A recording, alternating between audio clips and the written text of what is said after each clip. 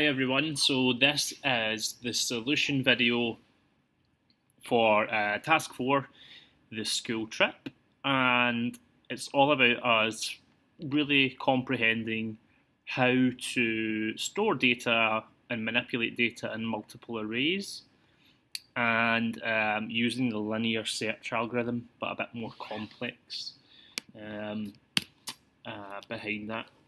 So I'm going to go ahead and start typing up my arrays. Obviously square brackets required, making sure that I have inverted commas in the correct places. I'm going to make an intentional mistake that I've seen a few people make, and I've just made that there, and you can see that this is not 2 entries, but it's treated as 1, and some people also missing out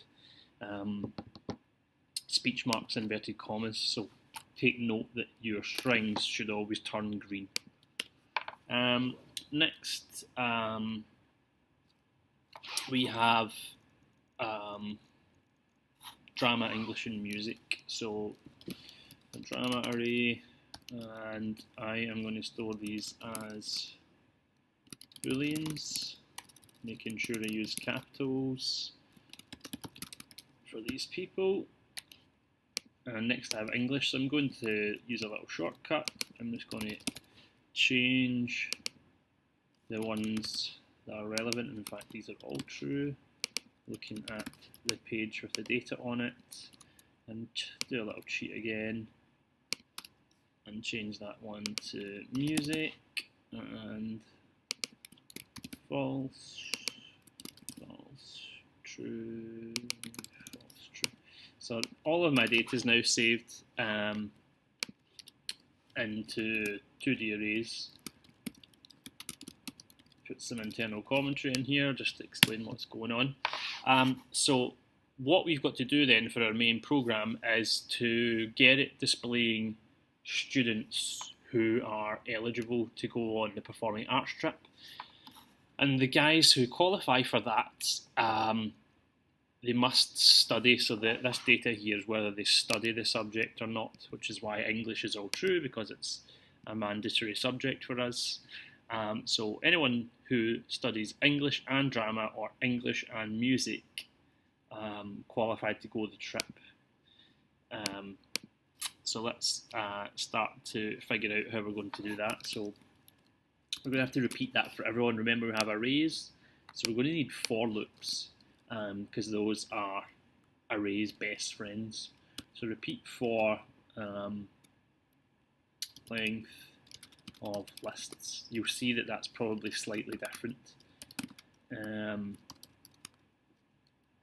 the pseudocode booklet. So remember as well that the indentation for loops, one of the things that contains parts that are indented within it.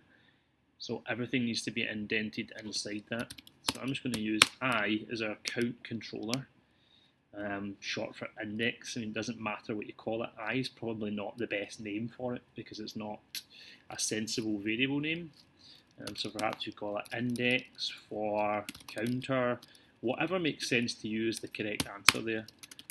So we want to start at 0 and go to the length of, and we'll just go for names.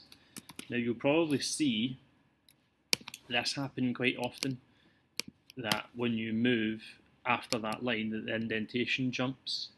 Now in your paper 2 practical exam, you need to be careful for things like this. Count up the brackets that you have. You should have an even number, and even more so than that, you should have the same number of opening brackets, which are these ones, as you do closing brackets, which are these ones. And when you then hit indent, hopefully you can see that it's a reasonable distance that's indented this time. Or if I had ran that a second ago, it would obviously have given me an error that the interpreter would have picked up. So we need to then display the students who are eligible for the trip. So if drama equals true and English equals true, or drama equals true and English equals true. Now hopefully you are thinking already that there should be a simpler way to do this. You would be right. We could do this logic part and this selection logic a lot simpler. So we could just start off with, and I'll just do it this way, so if drama equals true and English equals true. Now I probably want to use brackets around these to deal with this first part. Now drama is the name of the full list. So we can't compare all of this to true. What we want to check is if that certain position is equal to true. So we need to use the array brackets and then specify a location here, which is I. We use whatever the count controller is to change to a different index location each time. And we do the same on the English one. Then we have the or, and then the same on the other side if music equals true and English equals true. Now, same again, those are lists and we want to check a different index each time. And the same with this one, just slide that back over. English I equals true. And just put the final bracket in, as well as the colon that we need on our if statements. And hopefully you can see that the indentation continues and nothing should be on the same level as this until you get to the end if point. So when that happens, we can say send names at position I plus can go on the trip to display. And we can literally do print, very similar to the pseudocode comment, names at I plus that little piece of text. Done. And just to be nice and neat, we can have end if before the end of our loop. Now, before we run it, we should check who is eligible to go to test that it works. We should really have this in a test table. So Colin cannot go, and Matt also cannot go, and Mimi, we can see studies 2 of them, so Mimi is allowed to go, and Kat, and also George. So we'll know it matches correctly if these 3 are displayed, so let's test that.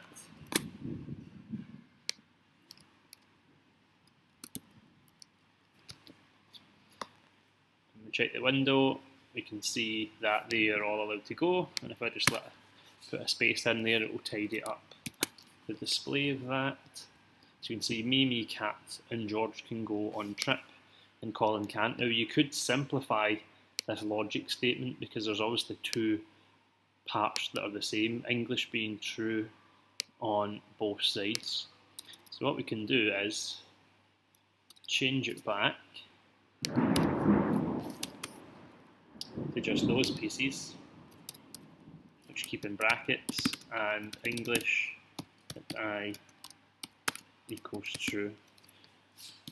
Slightly simpler, and you can see that the solution is the exact same.